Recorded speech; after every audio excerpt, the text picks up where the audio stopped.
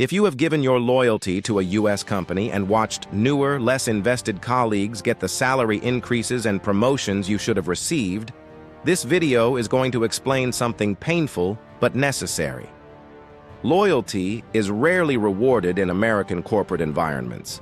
In fact, in most U.S. workplaces, the people who give the most loyalty receive the least back. This is not cynicism.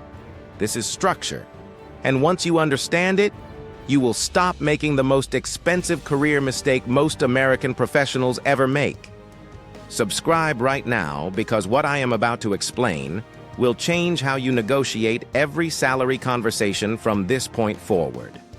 Let me tell you about a man who spent 15 years at the same U.S. Fortune 500 company. He joined as an analyst. He believed in the company. He turned down recruiter calls.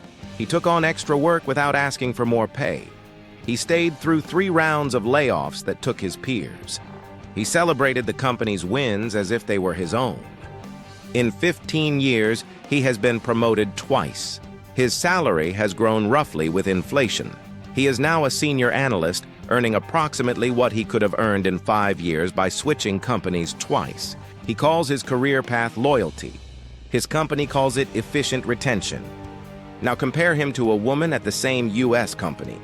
She joined 4 years ago, did not commit emotionally, did not turn down recruiter calls. Instead, she took every meeting and used the offers to negotiate. After 2 years, she received a competing offer from another Fortune 500 and brought it to her manager. She got a counteroffer with a 28% salary increase. 2 years after that, she did it again, another 22% increase. In 4 years, she has out-earned the loyal analyst's last 6 years of salary growth combined. The man has loyalty. The woman has leverage. In U.S. workplaces, only one of these is rewarded. Here is the uncomfortable truth about why this happens. U.S. corporations are not loyal entities. They are economic structures. This is not because the people inside them are bad. Most of them are not. It is because the structure itself rewards optimization, not gratitude. When you stay at a U.S. company for a long time, you become priced into the company's budget at your current salary. The company's incentive is to keep paying you what they are paying you for as long as possible. When you bring an external offer or threaten to leave, you force the company to reprice you to the actual market value of your skills. The loyal employee never forces this repricing. The disloyal employee forces it regularly. This is why 2 people doing the same job at the same U.S. company can be earning 20 or 30% different salaries, because one of them keeps getting repriced to market and the other never does. The market does not pay for loyalty. The market pays for replaceability. If you are easy to replace, you stay at your current salary. If you are hard to replace, you get repriced. The fastest way to demonstrate that you are hard to replace is to have other companies actively trying to recruit you. Drop the word loyalty in the comments right now if you have given more loyalty to a company than they have given back to you. I want to know how many people have lived this exact trade. Now, here is where this gets more important. Loyalty inside a U.S. corporation should be redirected. You are not betraying anyone by reading this. You can still be loyal, but to the right things. The wrong target for loyalty is the company. The company is a legal structure. It cannot love you back. It cannot remember you fondly when the budget gets cut. It cannot give your job back when a new CEO arrives with restructuring plans. The right targets for loyalty are 3. 1. Your craft. Be loyal to the deepening of your skills. The technical, strategic, and interpersonal capabilities you build do not disappear when the company restructures. They go with you to every future role and every future company. 2. Your relationships with specific people. Be loyal to individual humans inside and outside your organization who have shown you reciprocity. These relationships are portable. They generate opportunities across companies. They survive layoffs and restructurings. 3. Your own trajectory. Be loyal to where you are going, not where you currently are. A U.S. company is a temporary station on a long journey. Treat it that way. When you redirect your loyalty this way, something interesting happens. You become a better employee, not a worse one. You bring more energy to your craft because you are no longer waiting to be rewarded for your time. You build deeper relationships because you understand that people, not companies, are the real source of opportunity. You make sharper decisions because you are operating from your own trajectory, not the company's needs. And paradoxically, the company often values you more because you have become harder to replace. The man in our story believes he is loyal to his company. He is actually loyal to a fantasy. He is hoping that someday his patience will be recognized.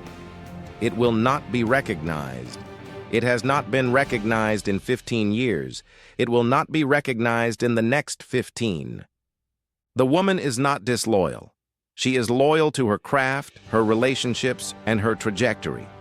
Her company benefits from her work, but does not own her future. Machiavelli wrote that a prince should never trust mercenaries because they are loyal only to their pay.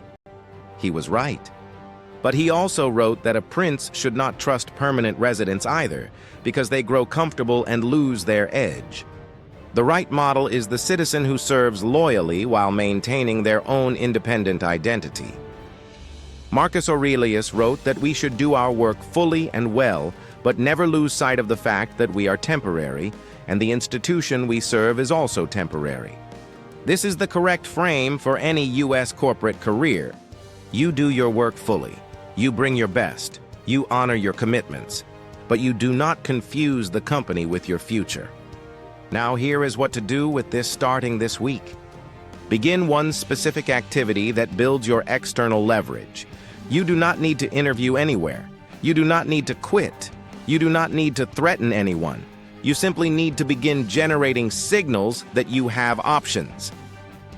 The specific weekly action is this. Make one strategic LinkedIn update this week. Update your headline to reflect what you actually do, not just your current job title. Use language that matches the next role you are aiming for. Add one specific accomplishment or capability to your profile that makes you searchable for senior roles. Connect with 2 people who work at companies where you would consider working in the future, not strangers. People you have some connection to, a former colleague, an alumni from your school, someone in your industry. That is it. 1 headline update, 1 accomplishment added, 2 strategic connections. Within a week, your visibility on the platform will increase. Recruiters will begin to find you. People you have not heard from in years will message you. You have done nothing wrong. You have not left your job. You have not betrayed your company. You have simply begun building the external option that forces your current employer to reprice you when the time comes. The man in our story never built this option. He gave 15 years of loyalty and got 15 years of being underpaid in return. The woman builds this option constantly. She has been repriced twice in 4 years and is positioning for a 3rd repricing this year. In U.S. workplaces, loyalty without leverage is exploitation. Loyalty with leverage is power. Like this video, if it gave you permission to think about your career differently. Share it with someone who has been loyal to a company for too long and has nothing to show for it. They need to read this and subscribe. Because in the next video, we explore another expensive behavior that almost every American professional does. And it is the hidden cost of being too available. Once you see it, you will recognize it in yourself instantly. Do not miss it.